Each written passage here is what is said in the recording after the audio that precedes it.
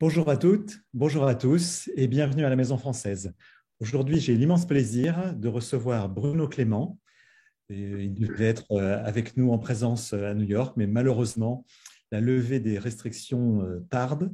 Et donc, nous avons quand même la possibilité de continuer, continuer en Zoom. Continuons, hein, comme dirait Beckett, puisque c'est un des auteurs phares de Bruno Clément. Je voudrais juste dire quelques mots sur Bruno pour rappeler qu'il est professeur émérite au département de littérature française de l'Université de Paris 8, qu'il est membre honoraire de l'Institut universitaire de France, qu'il est, je ne sais pas si on peut dire ça comme ça, à cheval, ce n'est pas une très bonne expression, enfin en tout cas qu'il est à la fois dans le domaine de la littérature et le domaine de la philosophie.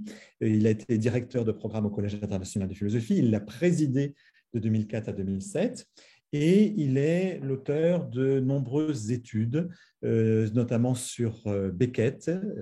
Et ses travaux, effectivement, sont consacrés très souvent à la question de la figure, au protocole d'écriture. Et pour celles et ceux qui aimeraient connaître un petit peu plus l'œuvre de Bruno Clément, je signale un livre qui vient de paraître sur son œuvre et qui s'appelle Voix, figure, pensée, qui est paru au Septentrion avec des textes aussi importants que ceux d'Hélène Cixous, de Michel Lecky et de bien d'autres.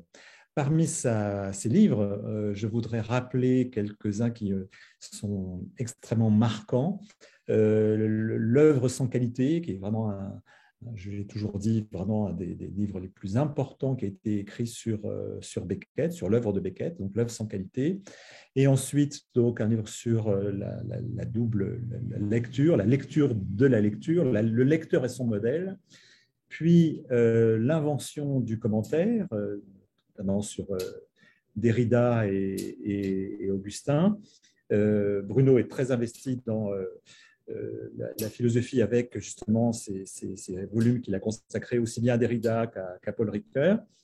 Le récit de la méthode, hein, il y a toute la part du travail de Bruno sur l'âge classique avec Pascal et là sur Descartes. Et puis plus récemment, la voie verticale. Et je l'invite plus particulièrement sur son livre le plus récent, un livre écrit sur un philosophe, sur Bergson. Mais le titre peut nous surprendre, mais Bruno nous rappelle que Bergson a eu le prix Nobel de littérature. Voilà. Alors aujourd'hui, Bruno, précisément, parce qu'il travaille dans cet esprit de mettre en valeur la dimension scripturale, l'écriture de la pensée, Bruno va nous parler justement de la manière dont il a lu Bergson et de la manière dont il réhabilite ou bien qu'il met en relief l'importance du langage chez ce philosophe. Bruno, bienvenue à la Maison Française et nous t'écoutons pendant 30-40 minutes.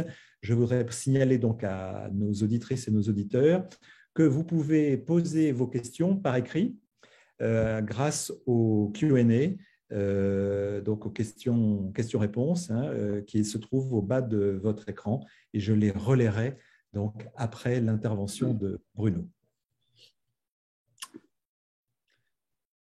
Merci à toi, François. Merci beaucoup pour ta généreuse présentation. Bonjour à toutes, à tous. Je suis très content de me retrouver à la Maison Française, où je suis déjà venu en réalité, mais ça fait longtemps. J'ai retrouvé, François, tout à l'heure, en cherchant un peu dans mes archives, le volume que voilà. Je ne sais pas si vous pouvez le voir. Oui, on le voit très bien. Oui. Florence Gould Lecture. Voilà, c'est un volume qui date de 2006 et qui contient une des interventions, l'intervention que j'avais faite à Maison Française à l'initiative, à la demande de Tom Bishop, dont je salue la mémoire. Ça a été quelqu'un de très important pour moi et je sais que son nom est particulièrement attaché à ce lieu. François, j'ajoute quand même que dans ce volume que je remontre, il y a un texte de Bruno Clément à l'entrée du volume et un texte de François Nudelman à la fin du volume. Voilà. Donc, nous étions déjà réunis ce jour-là par la bonne grâce et la gentillesse de Tom Bishop. Merci. Alors, donc, je vais effectivement parler un petit peu de Bergson, plutôt pour orienter d'une façon un peu différente de l'habitude la lecture qu'on peut en faire, au risque de choquer un petit peu peut-être quelques auditeurs s'ils sont des philosophes très, très orthodoxes. Voilà. Alors, je vais essayer d'observer 3 principes et de ne pas trop les transgresser. Le premier, c'est que je vais prendre au sérieux les propositions apparemment les plus étonnantes et les plus farfelues de Bergson. Vous allez vous en apercevoir très vite. Il a tenu un certain nombre de propos sur l'écriture de la philosophie qui sont quand même assez paradoxaux. Et donc, j'essaierai de ne pas les édulcorer, de les prendre absolument au sérieux. Le deuxième principe que je voudrais suivre, c'est que j'aimerais bien conserver l'idée que toutes les remarques que je fais, les analyses que je propose sont des analyses à but pratique. Je voudrais que ça débouche sur quelque chose, qu'on puisse en faire usage. Voilà. Principalement, bien sûr, dans le genre de circonstances qui nous réunit, ou dans l'enseignement, ou dans les commentaires, mais enfin que ça ne reste pas un petit exercice virtuose et paradoxal pour étonner le monde. Non, que ça donne quelque chose à penser et que ça modifie peut-être un peu quelques pratiques. Et puis évidemment, je ne veux pas non plus cacher que Bergson a bien fait les choses pour moi et qu'en fait, il a tenu des propos qui confortent un certain nombre de thèses que je n'ai jamais formulées d'une façon aussi magistrale que lui, mais des thèses qui sont pour moi très importantes et qui ont pour vertu effectivement de gommer considérablement les frontières qu'on a l'habitude de considérer comme immuables et infranchissables entre ce qui est d'habitude considéré comme littérature et ce qui est d'habitude considéré comme philosophie. Voilà. Donc, je parlerai de Bergson, mais évidemment, grâce à lui, j'essaierai, en tout cas dans un dernier temps, d'étendre un petit peu son propos de façon à faire valoir ce qu'il dit pour d'autres auteurs que pour lui, parce que bien sûr, quand Bergson parle de l'écriture de la philosophie, il ne parle pas seulement de la sienne, hein, il parle de l'écriture de n'importe quel philosophe, et vous verrez que je donnerai quelques exemples qui ne sont pas de son œuvre. Voilà. Alors, je vais traiter 3 ou 4 points que je vais essayer de présenter comme les plus paradoxaux possibles. Et je vais commencer par celui de ce qu'on pourrait appeler, alors là, du coup, je reprends le mot de Bergson, ce qu'on pourrait appeler la doctrine en philosophie. Qu'est-ce que c'est qu'une doctrine philosophique? Voilà. Bergson emploie très souvent le mot, presque toujours en part négative. Hein. Il emploie le mot système, c'est quelqu'un qui est tout à fait anti-système, et donc à chaque fois qu'il parle des systèmes, c'est pour relativiser la pertinence de cette appellation et de cette manière de penser. Et il emploie aussi des fois, peut-être encore plus souvent, le terme de doctrine.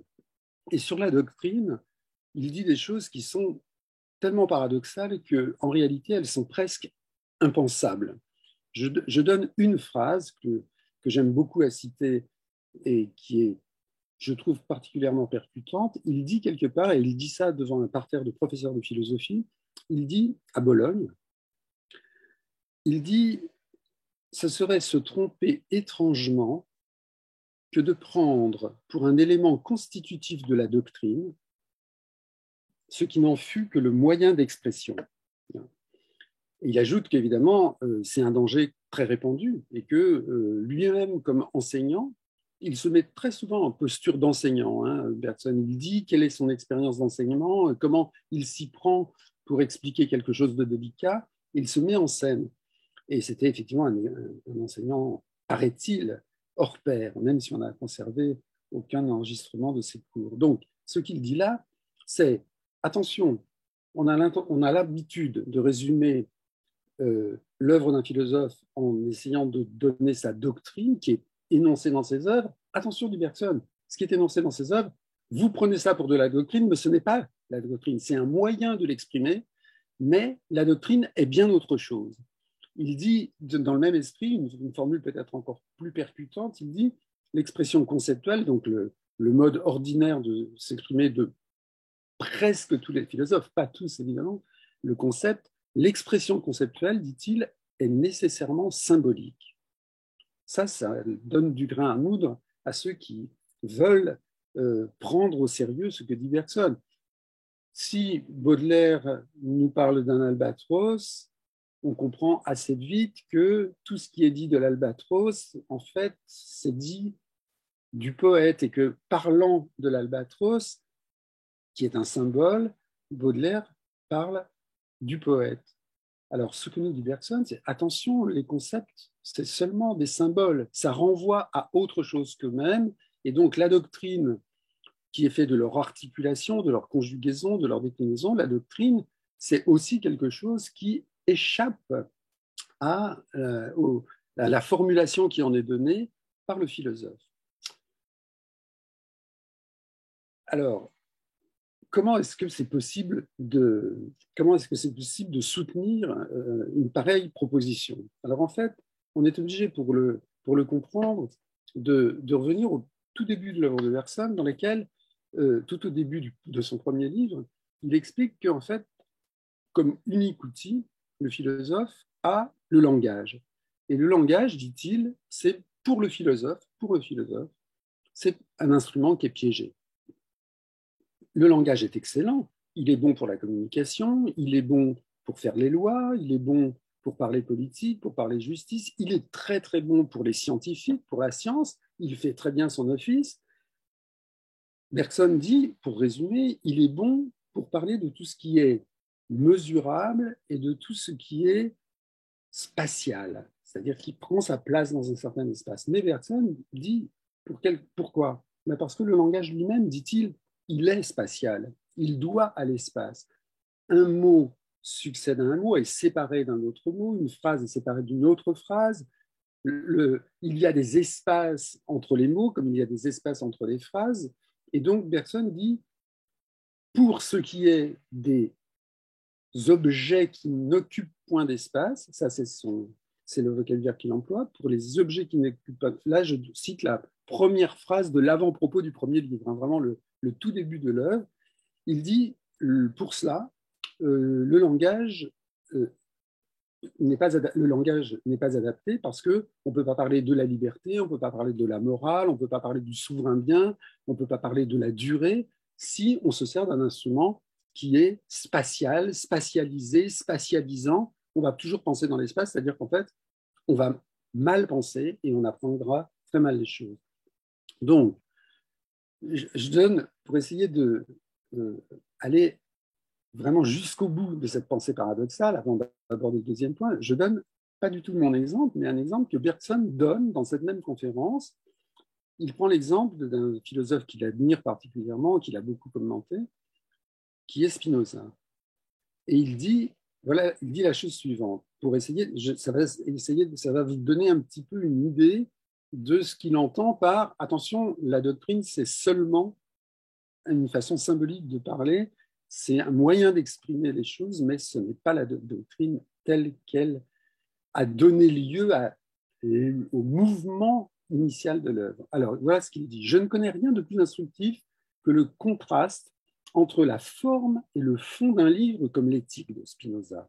D'un côté, alors là, ça s'adresse aux profs de philo, hein, et pour ceux qui ont encore présent leurs études de philo, ça va vous parler, comme ça m'a parlé tout de suite. D'un côté, donc, ces choses énormes qui s'appellent, il met des majuscules, hein, Bergson, qui s'appellent la substance, l'attribut, le mode, le formidable attirail des théorèmes avec l'enchevêtrement des définitions, des corollaires, des scolies, et cette complication de machinerie, cette puissance d'écrasement qui font que le débutant en présence de l'éthique est frappé d'admiration et de terreur.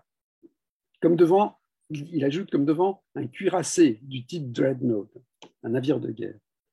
Bon, alors ça, dit Spinoza, c'est ce qu'on lit, c'est la doctrine telle qu'on l'enseigne. Mais de l'autre côté, dit-il, et là je reprends la citation, de l'autre, quelque chose de subtil, de très léger, de presque aérien, qui fuit quand on s'en approche, mais qu'on ne peut pas regarder, même de loin, sans devenir incapable de s'attacher à quoi que ce soit du reste, même à ce qui passe pour capital, même à la distinction entre substance et attribut, même à la dualité de la pensée et de l'étendue. C'est derrière la lourde masse des concepts apparentés au cartésianisme, l'intuition, voilà, qui fut celle de Spinoza. Donc, je le dis à ma façon, ce n'est pas un mot que Bergson emploie, la doctrine d'un philosophe, c'est un leurre. Il faut passer au travers de cette doctrine pour essayer d'aller vers quelque chose qui est plus essentiel et qui est ce qui a donné essor à la pensée. Et donc, c'est une leçon de lecture, mais vous comprenez que c'est une leçon de lecture qui est difficile à appliquer parce qu'en fait, il faut se donner les moyens de percer ses apparences, si j'ose dire. Alors, j'en arrive à mon deuxième point, c'est-à-dire un des moyens préconisés par Bergson pour essayer de nous faire comprendre comment nous y prendre, si on veut aller dans son sens, qui est le rapport qui est sans arrêt donné comme exemple, comme fil conducteur pour essayer de suivre sa pensée dès qu'elle aborde cette affaire d'expression philosophique, c'est la pensée de l'art. Alors, la citation que je prends comme point de départ, elle est vraiment très brève. La philosophie n'est pas l'art, mais elle a avec l'art de profondes affinités. Alors, ce n'est pas non plus un discours très convenu. Ce qui est convenu depuis au moins Kant, mais peut-être même pas encore avant, depuis Descartes, même peut-être depuis Platon, c'est que, en fait, le modèle, si on veut parvenir à la vérité, le modèle à copier, ça serait celui des sciences. Les sciences arrivent à des résultats. Bergson se méfie beaucoup des résultats, hein, vous verrez tout à l'heure. Mais si on veut obtenir des résultats, si on veut avancer en philosophie, c'est tout ce que Kant dit dans la préface de la critique de la raison pure, essayons de faire un peu comme les scientifiques. De quoi sommes-nous capables, quels sont nos outils, quels sont les outils de la raison qui peuvent nous permettre d'avancer. Et Bergson dit, ah non, surtout pas la science, ne prenons pas la science comme exemple, elle ne nous mènera nulle part, il faut plutôt se référer à l'art et aux pratiques artistiques. Alors, à ce moment-là donc il prend presque tous les arts comme exemple, à un moment ou à un autre, le roman, malheureusement, je n'aurai pas le temps de m'attarder sur toutes, mais sur tous les arts, il trouve quelque chose à dire qui peut être profitable aux philosophes. Mais donc, je dis quand même que s'il y avait un art qui est le plus propre à nous faire avancer, nous, aujourd'hui, hein, dans la pensée de Bergson, ce serait la poésie. Bergson est à peu près contemporain de Mallarmé. Or, Mallarmé, peut-être vous vous en souvenez, à quelques années près, hein, il disait à peu près la même chose que Bergson, simplement, il prônait, lui, pour un nouveau type de poésie, alors que Bergson prône à peu près dans les mêmes termes pour un nouveau type de philosophie. Qu'est-ce que disait Mallarmé? Il dit, il faut faire il y a deux sortes de langage. Il y a le langage qui sert à désigner les objets, qui sert à communiquer, qui sert à faire une communication à la Maison française, par exemple, qui sert à se rapprocher de son prochain, qui sert à faire la politique. C'est le langage de la conversation, c'est le langage de ce qu'il appelle, lui, Mallarmé, l'universel reportage. Et puis, il dit d'un autre côté, mais il y a un autre type de langage, c'est celui de la poésie et de la littérature. Et Bergson dit exactement la même chose. Il dit, il y a le langage de la communication, il est excellent et il remplit très bien son rôle, il est nul pour la philosophie, donc si on veut arriver à faire quelque chose en philosophie, eh bien, c'est exactement comme ce que dit Mallarmé, il faut le faire, son langage, il faut le fabriquer, il faut inventer un mode d'expression qui emprunte à la poésie quelques-uns de ces procédés, mais évidemment en les adaptant à la matière philosophique, et du coup, on se rapproche de quelque chose de ce qui importe véritablement pour lui, pour Bergson, c'est-à-dire ce qui n'occupe point d'espace et l'intuition du philosophe. Je vais vous donner une ou deux phrases que Bergson, comme en passant, ce n'est pas un exposé vraiment systématique, que Bergson prononce, c'est aussi dans une conférence, je crois, à propos de la phrase du philosophe et de la manière dont il doit employer les mots. Il dit, je crois que c'est dans un texte qui est dans l'énergie spirituelle, dans l'âme et le corps, je crois. J'en suis pas sûr, mais je crois que c'est dans l'âme et le corps. Les mots du philosophe, donc, hein, ils auront beau être choisis comme il faut, ils ne diront pas ce que nous voulons leur faire dire si, alors il y a une condition, on peut faire en sorte que les mots nous disent ce qu'on veut leur faire dire, à condition que le rythme, la ponctuation et toute cette chorégraphie du discours ne les aide à obtenir du lecteur, guidé par une série de mouvements naissants, qu'il décrive une courbe de pensée et de sentiment analogue à celle que nous décrivons nous-mêmes. Chorégraphie du discours, c'est quand même une expression assez étonnante, et le moins qu'on puisse dire est qu'elle n'est pas forcément parlante pour un enseignant de philosophie, en tout cas de ceux qui m'ont fait cours de philosophie quand j'étais étudiant. Il dit aussi à un autre endroit, Bergson, par des arrangements rythmés de mots qui arrivent ainsi à s'organiser ensemble et à s'animer d'une vie originale, ils nous disent, ou plutôt ils nous suggèrent, les choses que le langage n'était pas fait pour exprimer. Et il donne l'exemple de Descartes. Il dit, je reprends l'exemple de Descartes plus tard. Donc il oppose deux manières de dire. Cette manière ordinaire qui donne un résultat, mais il congédie le résultat en disant surtout il ne faut pas avoir de résultat, et vous allez voir de quelle manière il parle de l'activité d'écrire du philosophe. Là, on croirait entendre un poète romantique. Hein. Il y a une autre méthode de composition. Voilà l'idéal pour lui. Bon, je ne peux pas vous donner tout le passage, mais il fait suite à un petit développement sur la musique de Beethoven. Donc, on est vraiment dans un parallèle qui est filé assez longtemps entre l'écriture de la musique et l'écriture de la philosophie. Maintenant, dit-il, il y a une autre méthode de composition plus ambitieuse, moins sûre, incapable de dire quand elle aboutira, et même si elle aboutira. Elle consiste à remonter du plan intellectuel et social, ça c'est ce que font tous les professeurs de philo ordinaires et les commentateurs peu sagaces. Elle consiste à remonter du plan intellectuel et social jusqu'en un point de l'âme d'où part une exigence de création. Mon commentaire, le philosophe fait œuvre de création. C'est très clair là. Hein. Pour lui obéir tout à fait, dit Bergson, pour obéir donc à cet impératif, il faudrait forger des mots. Alors, vous savez que Bergson ne forge aucun mot, c'est quelqu'un qui ne pratique pas du tout le néologisme, qui ne pratique pas du tout le jargon que beaucoup de philosophes emploient. Il faudrait donc forger des mots, créer des idées, mais ce ne serait plus communiqué. C'est Bergson qui parle, hein, mais ce ne serait plus communiqué, ni par conséquent écrire. L'écrivain tentera pourtant de réaliser l'irréalisable. Il faudra violenter les mots, forcer les éléments. Vous vous rendez compte que vous parlez d'un philosophe, Bergson, qui a eu pignon sur rue, qui était adulé comme le philosophe qui écrit bien, qui écrit une langue parfaitement policée, très bien pour l'Académie française, très bien pour le Collège de France. Voilà ce qu'il dit. Il faudra violenter les mots, forcer les éléments. Encore, le succès ne sera-t-il jamais assuré? L'écrivain se demande à chaque instant s'il lui sera bien donné d'aller jusqu'au bout. De chaque réussite partielle, il rend grâce au hasard, comme un faiseur de calembours pourrait remercier des mots placés sur sa route de s'être prêté à son jeu. Alors, je ne vais pas faire un petit exposé sur Bergson et les calembours, mais je suis prêt à prendre les paris avec qui veut.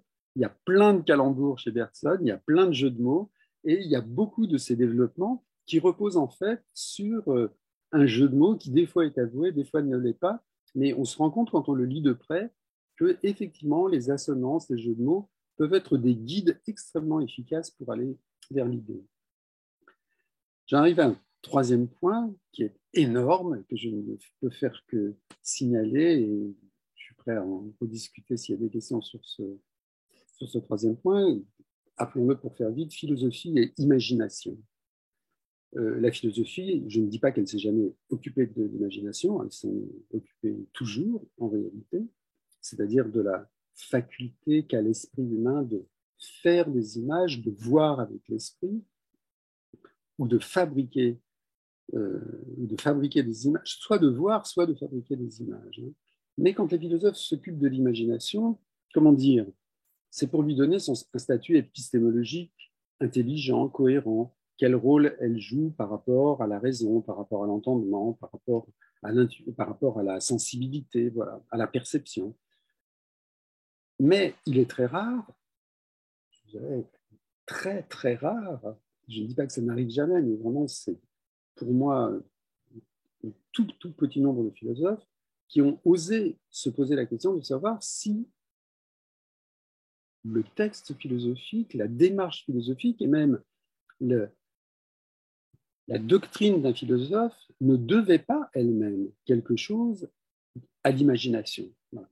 On considère toujours que l'imagination, c'est un frein, que c'est quelque chose qu'évidemment il faut combattre si on veut obtenir un énoncé philosophique qui soit rigoureux, qui soit rationnel, qui tienne la route un peu, et que, évidemment, tout ce qui relève de l'imagination, ça doit être banni. Alors, Bergson n'est absolument pas de cet avis, et donc, il y aurait plusieurs éléments à apporter pour essayer d'alimenter un petit peu le débat, mais je dirais que je vais donner deux pistes, si vous voulez. La première, c'est de renvoyer tout simplement à son dernier ouvrage qui s'appelle Les deux sources de la morale et de la religion, dans laquelle il fait une espèce d'anthropologie et de généalogie imaginaire de la manière dont est née la philosophie.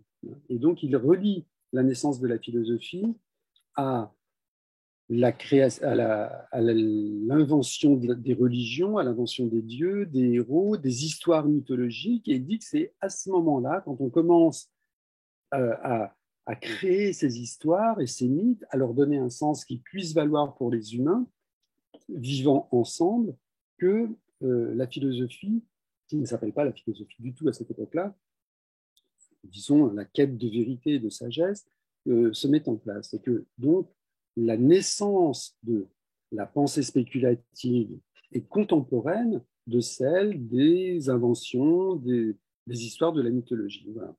Ça, c'est la première chose. Mais la deuxième chose, c'est du coup la conséquence qu'il en tire. Voilà ce qu'il dit, par exemple, dans ces pages auxquelles je fais allusion du dernier livre.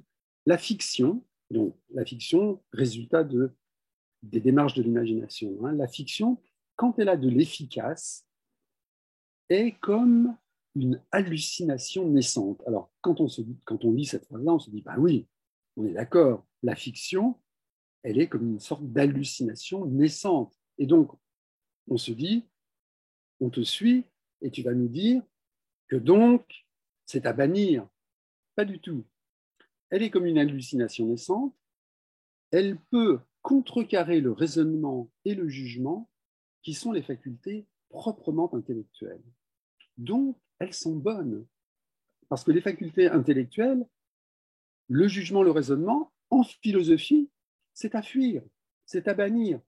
Il vaut mieux une fiction bien conduite, pourvu qu'elle ait de l'efficace, parce qu'elle est comme une hallucination naissante. À propos du mot hallucination, je dis une autre chose choquante, c'est que quand les philosophes parlent de l'imagination, ils ont l'habitude depuis très longtemps, au moins depuis l'époque classique, mais sans doute un peu avant, de distinguer entre deux types d'imagination.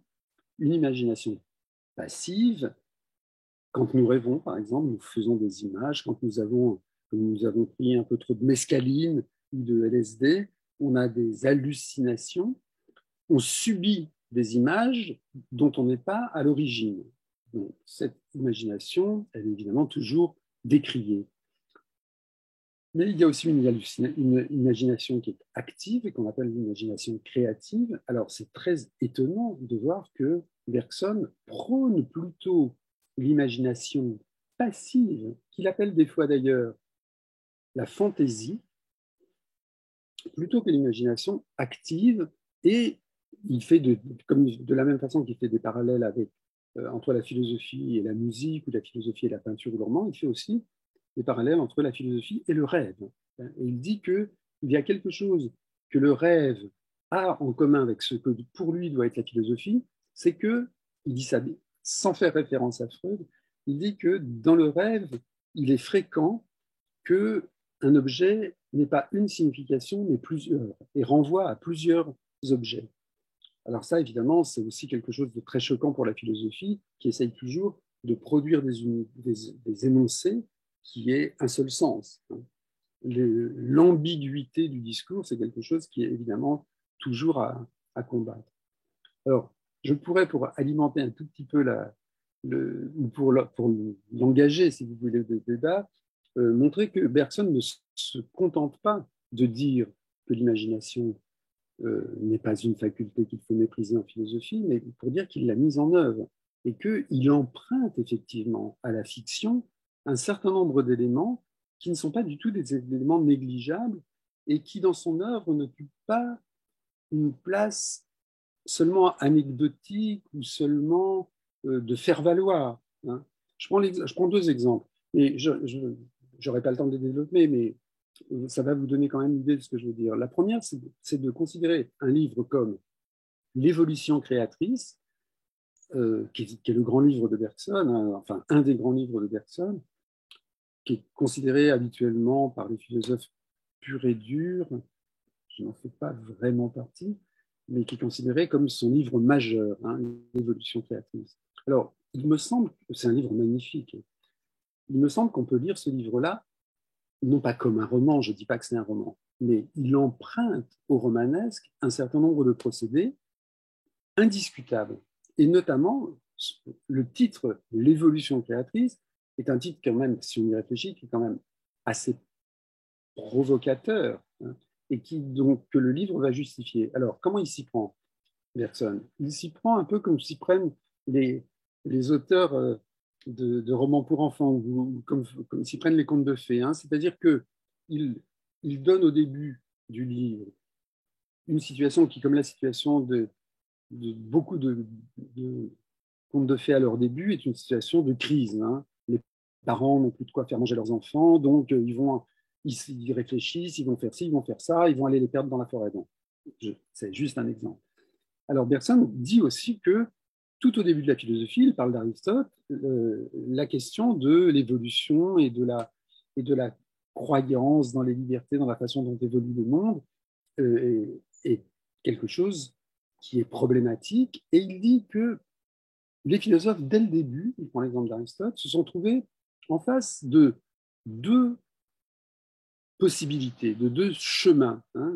En gros, il dit le chemin qui part du haut en bas et l'autre de bas en haut. Je ne fais pas le détail de la démonstration. Et il montre qu'à chaque étape décisive de l'histoire de la philosophie, les philosophes ont pris le mauvais chemin. Alors vous savez, c'est comme dans les contes de fées où le petit garçon ou la petite fille se retrouve devant soit le diable, soit une fée, et qui lui dit, ben voilà, tu as deux chemins. Évidemment, si on prend le chemin facile, on a tout faux, on a perdu et on n'est pas récompensé. Si on prend le chemin difficile, il est plus long, il est plus pénible, mais c'est lui qui va au bon endroit.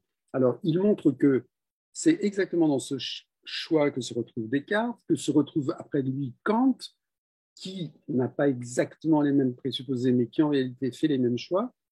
Et donc, il poursuit j'allais dire son conte ou son roman jusqu'à l'époque qui est la sienne, où il parle de Spencer, qui est tout près d'entrer dans le paradis, c'est-à-dire d'aller vraiment à la vérité, mais qui lui aussi, même s'il emploie pour la première fois le mot d'évolutionnisme, est quelqu'un qui se trompe de chemin. Voilà. Et finalement, la fin de l'évolution créatrice, ben, c'est assez triste. C'est-à-dire que je la compare des fois, c'est à moitié en riant, mais à moitié sérieusement, à la fin de Germinal, qui est un roman à peu près de cette époque aussi, c'est-à-dire les pauvres ouvriers, ils ont échoué. Ils ont échoué. Ils ont fait de leur mieux, ils ont payé de leur personne, mais finalement, ils ont tout faux, ils ont perdu. Mais le livre s'appelle Germinal. C'est-à-dire que ce qu'ils ont semé va peut-être lever, va sans doute lever. Alors l'évolution créatrice, c'est un peu cette fin. Hein, et il y aura quelqu'un, évidemment, son nom n'est pas donné, mais voilà, ça commence sans doute par Henri et ça se finit sans doute par Bergson, qui finira par mettre la philosophie sur le bon chemin. Et il dit que écrire une histoire vraie de l'évolution créatrice, c'est ça le rôle de la philosophie. Alors, l'autre exemple que je pourrais donner, mais là, je vois que je n'ai pas le temps, donc je ne fais que le signaler, mais c'est un moment passionnant. Ça a été un moment passionnant pour moi d'explorer cette piste-là. C'est l'importance que Bergson accorde aux fantômes. La question des fantômes, c'est une question très, très à la mode au moment où Bergson philosophe. Et il est en relation avec des savants, des psychologues qui essayent de donner un statut à ce qu'on prend au sérieux à l'époque, c'est-à-dire les visions de gens qui sont en train de mourir et qu'on voit à distance, etc., etc. Et donc, donc, il a écrit un texte là-dessus, hein, qui s'appelle Fantôme du vivant.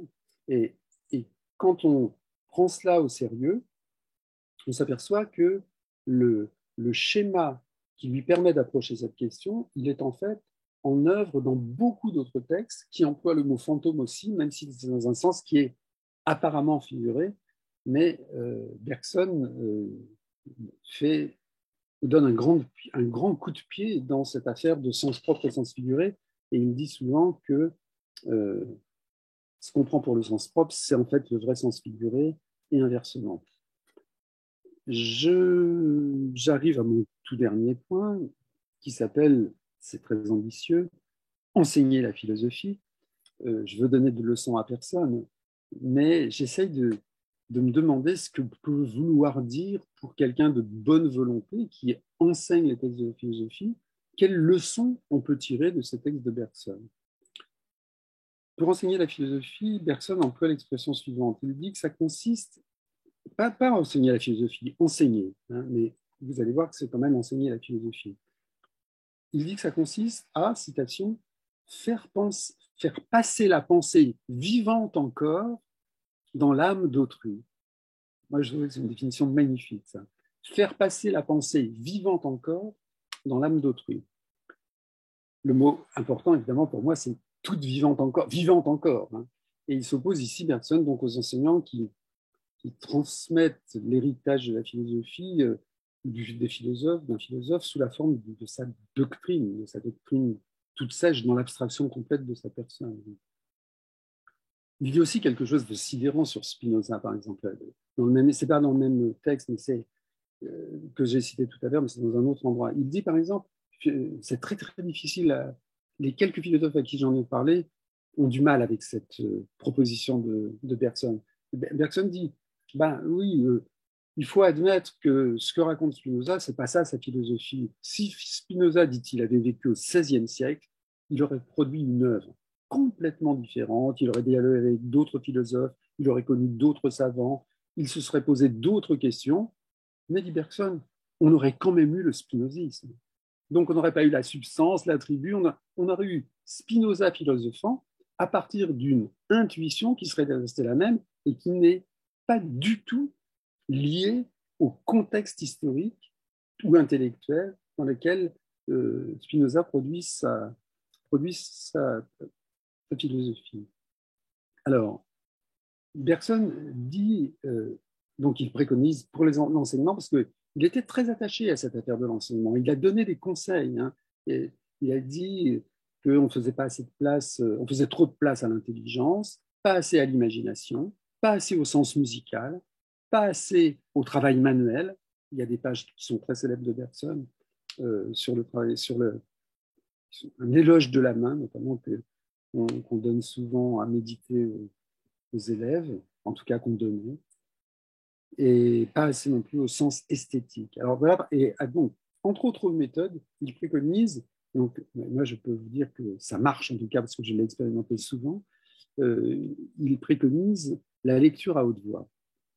Alors là, je fais deux petites citations. La première, il y a dans la page qu'on lit la ponctuation, le rythme, les marquer comme il faut, tenir compte des relations temporelles entre les diverses phrases du paragraphe et les divers membres de phrase, suivre sans interruption le crescendo du sentiment et de la pensée jusqu'au point qui est musicalement noté comme culminant.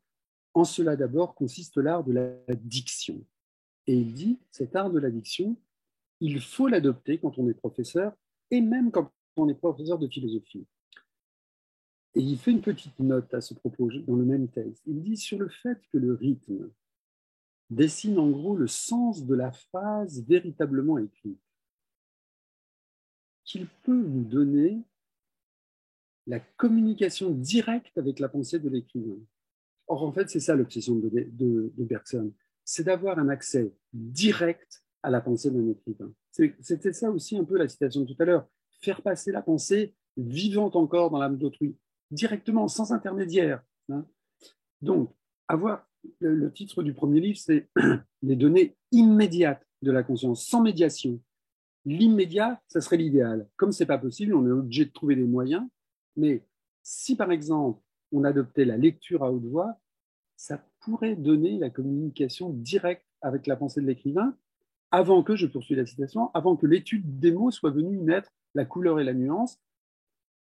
Là-dessus, dit-il, nous nous sommes expliqués autrefois. Nous avons essayé de montrer, donc ça, il fait allusion à son travail de professeur, hein, comment des allées et venues de la pensée, chacune de direction déterminée, passe de l'esprit de Descartes au nôtre par le seul effet du rythme tel que la ponctuation l'indique, tel surtout que le marque une lecture correcte à haute voix. Moi, j'aurais bien voulu assister au cours de Bergson sur Descartes, l'entendre lire à haute voix et commenter la ponctuation et le rythme. Je donne un tout petit autre précepte qui donne du grain à moudre aux philosophes. Il fait l'éloge d'un de ses anciens maîtres qui est Ravesson, et dans La pensée et le mouvement, il lui consacre un texte, et il dit qu'un de ses mérites, c'est d'avoir appris aux philosophes, alors c'est une citation, d'avoir appris aux philosophes que les généralités ne sont pas philosophiques. Oh là là là là là là. Ça doit faire mal à plein de philosophes d'entendre ça. Les généralités ne sont pas philosophiques. Et il a appris aux maîtres, ça c'est à nouveau une citation, que le tout doit s'enseigner avant les éléments. Ça, c'est contre toutes les méthodes analytiques, c'est-à-dire qui consistent à disséquer le texte, à le minutieusement démembrer de façon à lui faire rendre son âme. C'est comme quelqu'un qui essaierait de savoir le secret de la vie, qui découpe les cadavres et qui va se dire derrière, il va y avoir la vie. Voilà. Alors, ce sont des prétextes, je m'arrête, j'ai à peu près épuisé mon temps. J'ai dit en gros les points principaux. Je dirais que, évidemment, ce qu'il faudrait dans une conclusion bien en forme, c'est de montrer qu'il faudrait appliquer ça à d'autres philosophes que Bergson, mais même à Bergson lui-même, et se dire ce que Bergson raconte sur la morale ou sur la durée, eh ben, c'est pas ça vraiment l'essentiel. L'essentiel, apparemment, est d'un autre ordre. Il faudrait aller chercher sous les mots, sous les phrases, sous la doctrine, je mets plein de guillemets parce que Bergson ne met pas cette notion-là, sous la doctrine de Bergson, quelque chose qui serait plus proche de son intuition. Et même chose pour tous les autres philosophes. Alors, dans le livre dont François a fait une présentation tout à l'heure, j'essaye d'esquisser ce que pourrait être, par exemple, une lecture de Kant ou de Nietzsche ou de Platon aussi. Oui, ça marche très bien sur Platon. Mais en fait, l'acte de foi qu'il faut poser, c'est que c'est possible et même souhaitable sur tous les philosophes. Voilà. Et c'est pour moi la leçon que Bergson nous donne à méditer. Voilà. Je présente de façon succincte les choses. 38 minutes 09. Merci beaucoup, Bruno. Merci parce que effectivement ton point de vue est vraiment très très très singulier et il engage à la fois une autre lecture et un autre enseignement de la philosophie, même si effectivement la philosophie qui est ici quand même visée ou contestée est une certaine philosophie, on pourrait dire un peu kantienne, en tout cas bon, donc qui est une philosophie qui sépare la langue conceptuelle de la langue vernaculaire ou de la langue littéraire, etc. Voilà. Moi, j'aurais une question, parce que bon, je connais bien ton livre, j'aimerais te poser une question sur la langue, mais cette fois-ci au sens de la langue nationale. C'est-à-dire, merci de poser cette question. Est-ce que tu pourrais nous dire quelque chose du rapport de Bergson au français? Parce que tu t'adresses là aussi à des étudiantes et des étudiants qui sont des deux côtés de la langue, enfin des deux côtés, mais parfois il y a beaucoup plus que de deux côtés, qui parlent beaucoup de langues. Et est-ce que tu pourrais nous dire, parce qu'effectivement, on associe souvent Bergson à un certain usage de la langue française. Il y aurait beaucoup à dire aussi sur, mais tu connais ça par cœur, tu as travaillé beaucoup sur Pascal, sur Descartes, sur ce que c'est que une philosophie en langue française par rapport au modèle germanique. Mais c'est plutôt aussi sur son usage de l'anglais, parce que Bergson euh, connaissait bien l'anglais, il a enseigné en anglais, hein, il a enseigné aussi bien au Royaume-Uni qu'aux États-Unis. Donc, est-ce que tu pourrais nous dire quelque chose sur l'importance de la langue dans la pensée, dans la pratique de Bergson, du point de vue voilà, de la nationalité de cette langue? Ah oui. Écoute, je te remercie vraiment beaucoup de me permettre de faire ce petit point. Alors, moi, j'ai l'habitude de dire d'une façon un petit peu brutale, hein, Bergson, c'est un écrivain bilingue. Un écrivain bilingue, comme certains grands écrivains, comme Beckett est un écrivain bilingue, il a écrit son œuvre en deux langues. Alors on va me dire, mais Bergson n'a pas écrit son œuvre en deux langues. Ben si, Bergson a écrit son livre, même si elle est toujours lue dans la même langue, en France en tout cas. Je ne sais pas, j'aimerais bien savoir comment ça se passe en Grande-Bretagne, aux États-Unis, mais est-ce que j'aimerais bien avoir la réponse simple à ma question simple, c'est-à-dire est-ce que les anglo-saxons lisent les textes que Bergson a écrits dans une première version en anglais, est-ce qu'ils les lisent en anglais? Ou est-ce qu'ils les lisent dans une version traduite de ce que Bergson a lui-même traduit à partir de lui-même et adapté dans la langue? Or, en fait, pour moi, c'est une question vraiment essentielle, ça.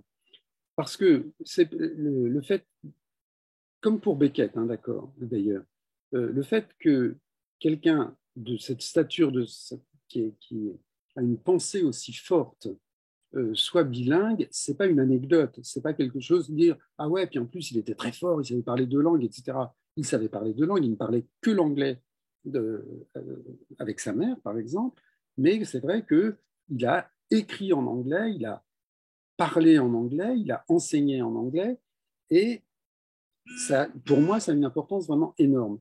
Quelle importance? Tout à l'heure, j'ai fait allusion très rapidement à l'importance que Bergson attache, par exemple, à l'imagination passive. Alors, je ne sais pas si, oui, je crois que j'ai eu le temps de dire qu'il appelait cette faculté la fantaisie. Or, en fait, les Français n'appellent absolument pas fantaisie l'imagination passive. Ils disent l'imagination passive. Fantasy, c'est un mot anglais, fantasy, qui veut dire imagination passive, et c'est un mot que notamment ont préconisé pour désigner cette disposition imaginative, qu'ont préconisé les romantiques anglais, notamment Coleridge. Hein, c'est Coleridge qui est le grand. Alors, Bergson, quand il en est à parler de l'imagination, spontanément lui vient le mot anglais. Alors, dans le texte français que nous avons, il n'y a pas écrit imagination passive ou imagination comme il y a des fois, comme on peut le dire des fois en français. Il dit le mot fantaisie et il le dit à bon escient, c'est-à-dire c'est toujours employé dans ce sens-là. Je fais une toute petite parenthèse, mais tu la connais déjà, François, c'est que Beckett emploie le mot fantaisie exactement dans les mêmes circonstances et pour les mêmes choses. Il emploie, par exemple, quand il est question dans ses livres de l'image ou des images qui surgissent, il emploie le mot fantaisie. Alors, est-ce que c'est seulement anecdotique? Je ne crois pas du tout.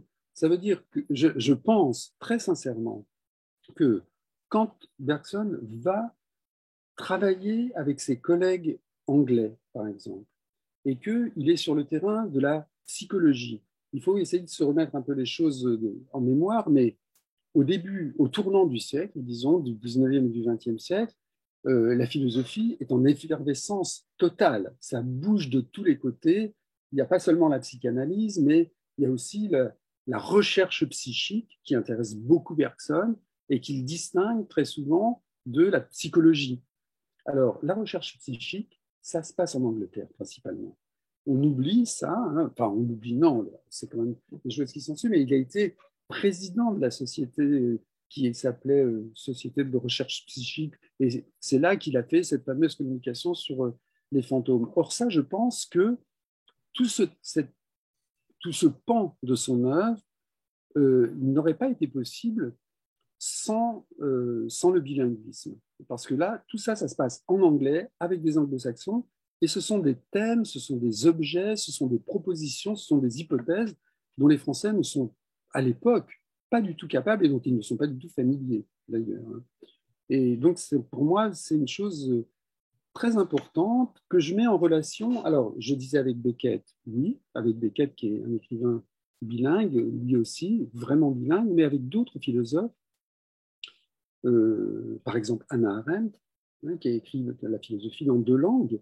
Elle aussi est totalement bilingue. Elle a écrit une grande partie de son œuvre en anglais, mais elle a écrit et réécrit ensuite, dans une deuxième temps, une partie de son œuvre en allemand. Et tu sais pertinemment, et sans doute mieux que moi, à quel point l'usage de cette langue est déterminant dans ce qu'elle écrit au moment où elle l'écrit. Mais on pourrait prendre d'autres exemples. Mais moi, c'est vrai que tu rappelais que j'ai beaucoup travaillé sur l'œuvre de Descartes. Pour moi, Descartes est un écrivain bilingue. Hein. Descartes est un philosophe bilingue. Il a écrit une partie de son œuvre en anglais, pardon, une partie de son œuvre en français et une partie de son œuvre en latin. Et les deux ne sont pas du tout équivalents. Hein. Ils ne sont pas du tout équivalents. Et je pense que pour l'élaboration d'une pensée, le fait pour l'écrivain qui l'a produit d'être bilingue, c'est pas seulement un formidable relativisme. On pourrait dire ça. On pourrait dire, ça veut dire qu'il a sans arrêt la conscience que les choses sont relatives et que ça pourrait se dire autrement dans une autre langue. Mais c'est pas ça du tout. C'est qu'on ne dit pas les mêmes choses.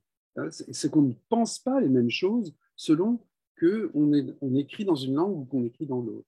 Donc ça pose des problèmes qui sont considérables et je suis très content que tu m'aies donné cette occasion. J'ajoute d'une façon un petit peu polémique que on pourrait quand même déplorer, et moi personnellement je le déplore, que quand il s'agit d'éditer Bergson, par exemple, personne ne songe à parler de ça et ne songe à dire attention, vous allez lire ça, mais l'original est en anglais et ça a été écrit en telle année, ça a été retraduit par Bergson et il a fait telle ou telle modification, telle ou telle adaptation. C'est quand même très intéressant de voir comment quelqu'un adapte son propre discours quand il change de langue. Mais ça, c'est pas fait. Voilà. Donc, soyons un peu polémiques et regrettons-le.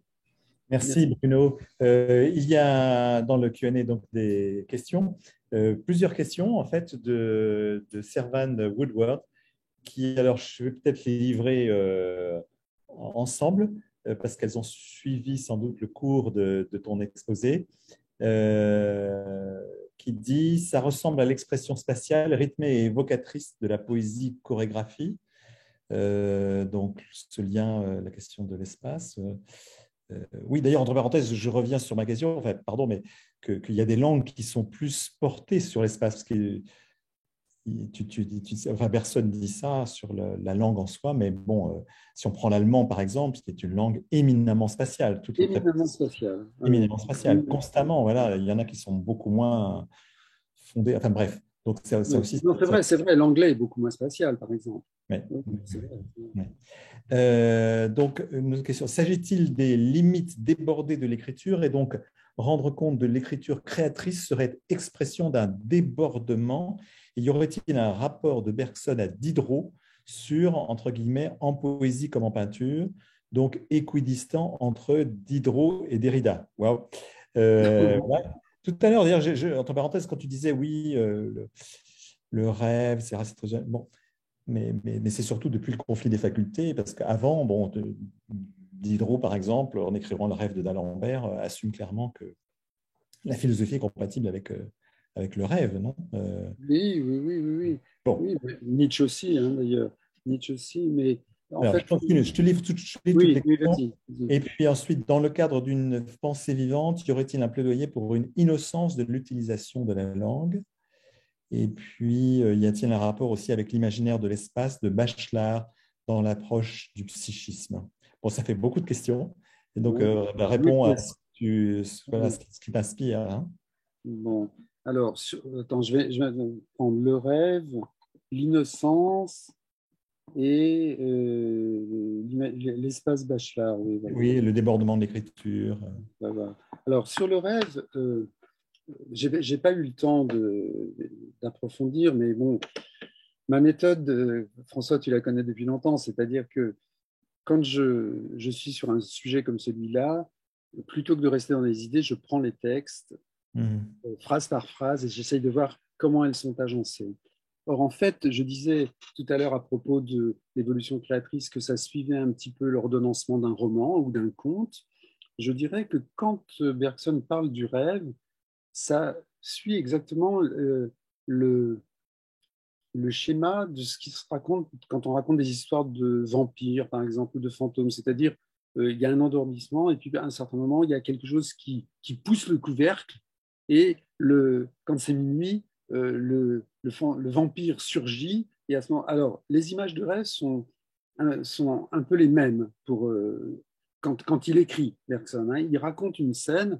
Là, j'ai pas le texte sous les yeux, mais il raconte une scène qui s'apparente vraiment à une scène de vampire ou de fantôme. C'est-à-dire que le couvercle se soulève et à ce moment, donc c'est raconté de cette façon très littéraire, je mets plein de guillemets, très narrative. Alors, à mon avis, la différence avec Diderot, puisque tu as parlé du rêve de d'Alembert, elle est quand même importante. C'est-à-dire que pour Diderot se sert, en fait, c'est un texte magnifique, le rêve de d'Alembert, c'est un texte vraiment pour lequel j'ai une immense admiration, et franchement, c'est un texte d'une audace, mais insensée.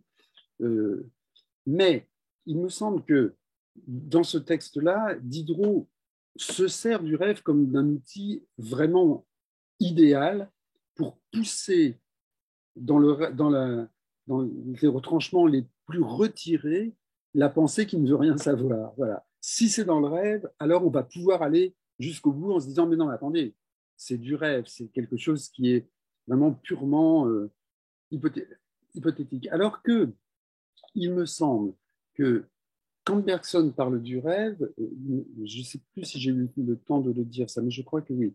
Bergson retient du rêve euh, plusieurs choses. D'une part, l'inattention de l'intelligence, c'est-à-dire que dans le rêve, on n'est pas intelligent, c'est pas l'intelligence qui est aux commandes, hein. Ce sont les, les images, alors des fois il hésite entre images, souvenirs, et même quand il emploie le mot inconscient, c'est pas du tout dans le sens où Freud l'emploie, mais donc ce sont tous ces éléments qui se manifestent, disons, dans le sommeil. Ça, c'est la première chose qu'il retient du rêve. Et il ne faut pas perdre de vue, comme je dis ça, que en disant ça, il parle aussi du texte de philosophie. Hein. C'est-à-dire que ce qui serait bien, c'est que le texte philosophique fonctionne de cette façon, plus ou moins.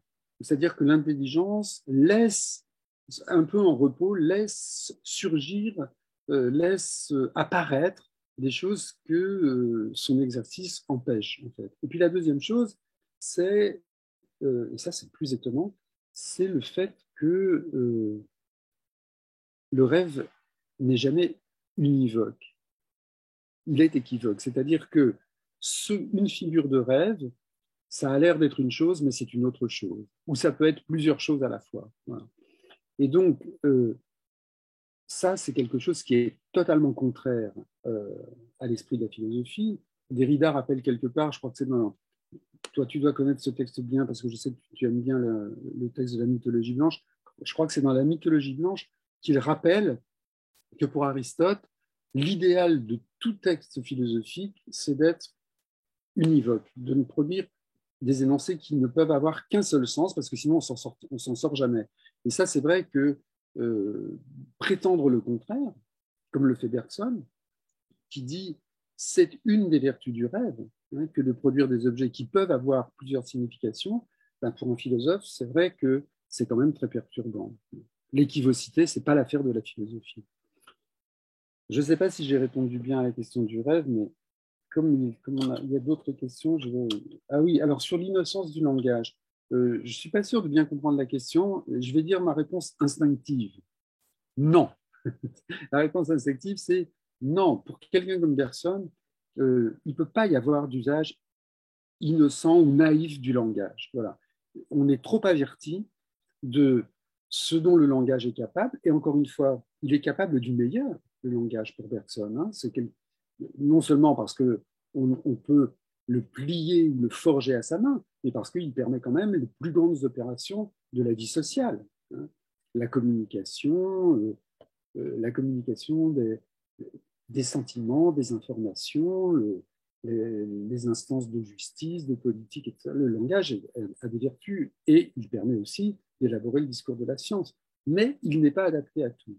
Donc, il faut le savoir, Bergson le sait, et donc, il pense, là je dis ce que Bergson pense, je dis pas ce que moi je pense, hein, ni ce qui est vrai en général, mais Bergson pense que tous les gens qu'il évoque, par exemple les scientifiques, les savants, les juristes, etc., sont des gens qui n'ont pas un usage naïf ni innocent du langage. Ils ont un usage qui est adapté à leurs mains du langage, adapté à leur activité. Mais Bergson dit l'erreur, ce serait de penser que si c'est vrai pour eux, c'est vrai aussi pour la philosophie. Il se limite à ça, mais sans naïveté, sans la moindre naïveté, ni sur le texte philosophique, ni sur le texte qui ne l'est pas. Et puis,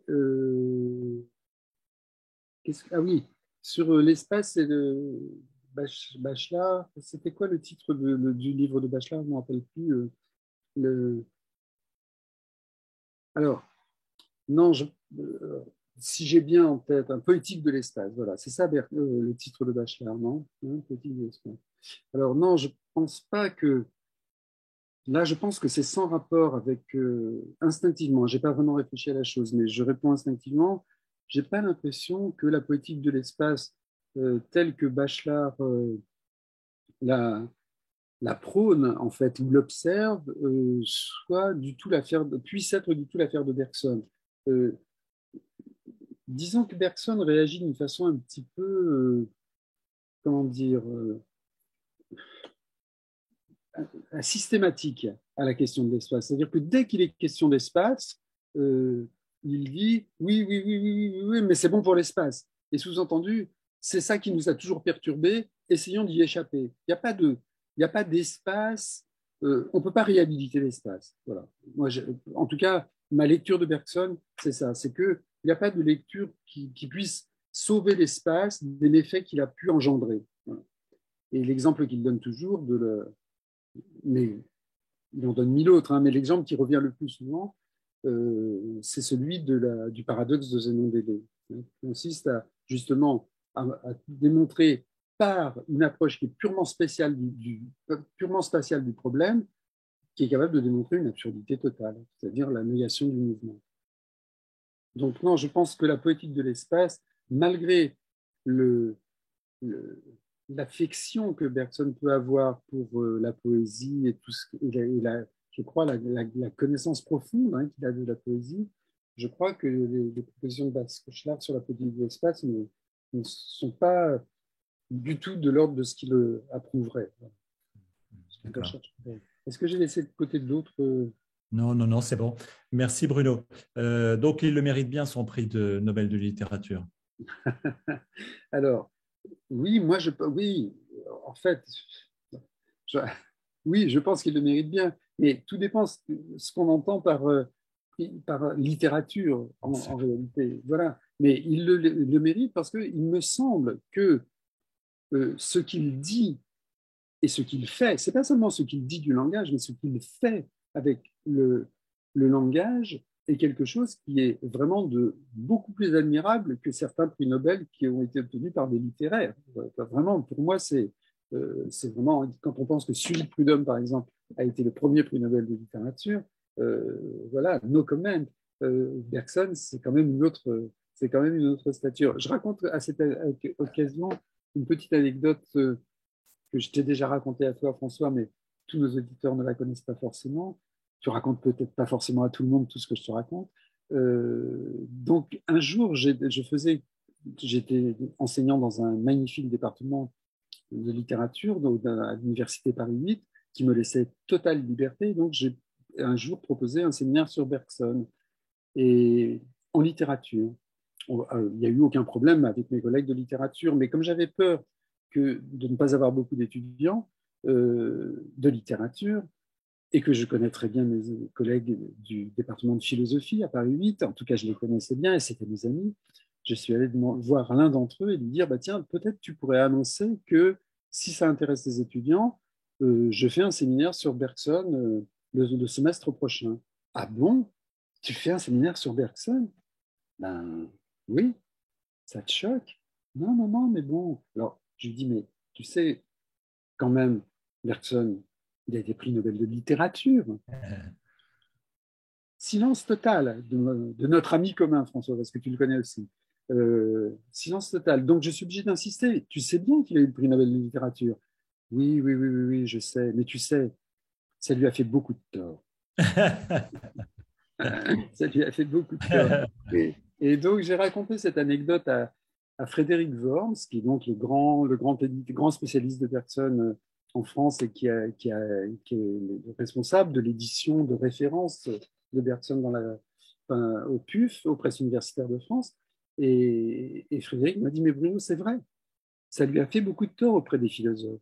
C'est-à-dire un philosophe qui reçoit une distinction littéraire, ça fait peser sur son œuvre le soupçon de quelque chose qui n'est pas philosophique. Voilà. Ça va être du bien dit, du rhétorique, du poétique, du sentiment, et pas du tout de la philosophie. Donc, je viens de comprendre pourquoi Sartre avait refusé le prix Nobel de littérature. Pas très sérieux en philosophie. Oui, mais bon, ça, c'est une autre histoire intéressante, je trouve, l'histoire de ça. Non, pas le refus du prix, mais qu'il méritait largement, bien sûr, mais le, le fait qu'il ait eu les deux casquettes, c'est-à-dire qu'il était à la fois un très grand philosophe et à la fois un très grand écrivain, romancier, voilà, c'est exemplaire, ça. C'est exemplaire. Bon, Bruno, merci beaucoup. Vraiment, c'est tout à fait vraiment passionnant et neuf. Et je recommande particulièrement la lecture de ce livre, comme tous tes autres livres. C'est vraiment un chemin très, très singulier que tu prends toi-même, mais dans ta manière de lire les philosophes. Mais c'est un chemin singulier qui peut être emprunté aussi. C'est une manière aussi d'orienter les lecteurs, les lectrices de philosophie vers la langue des philosophes, vers l'écriture de la pensée. Et donc, c'est essentiel. Merci beaucoup, Bruno. Permets de dire une dernière chose, François, de compléter ce que tu as dit tout à l'heure pour me présenter. Merci pour tes merci. Moi, je suis très content d'avoir été là et de renouer un petit peu avec la Maison française. Je le dis à nos auditeurs, à nos auditrices, qui peut-être ne le savent pas. Tu as fait allusion tout à l'heure à un livre qui m'est cher maintenant, c'est-à-dire le livre paru très récemment pour me célébrer ou pour me rendre hommage, pour te parler de mon livre. Alors, je dis à tout le monde, parce que François a eu la modestie de le taire, que c'est lui qui est le responsable de ça. C'est lui qui est le rassembleur des textes, qui a été l'artisan amical de ce recueil. Pardon? Amical et admiratif. Oui, oui, c'est très gentil, mais je tenais à dire ça, c'est-à-dire c'est très important, c'est-à-dire le fait que à la fois il y ait question vraiment beaucoup de pensée, de spéculation, mais aussi d'amitié. Et franchement, tous les textes du recueil, parce que justement il a été conçu dans cet esprit, tous les textes sont très amicaux et profondément intelligents, d'une intelligence que j'appellerais amicale. Voilà. Et ça, c'est grâce à toi, François. Poétique et pas politique de l'amitié. Si on veut. Si on veut. Merci beaucoup. Merci, Bruno. Merci. À très bientôt alors.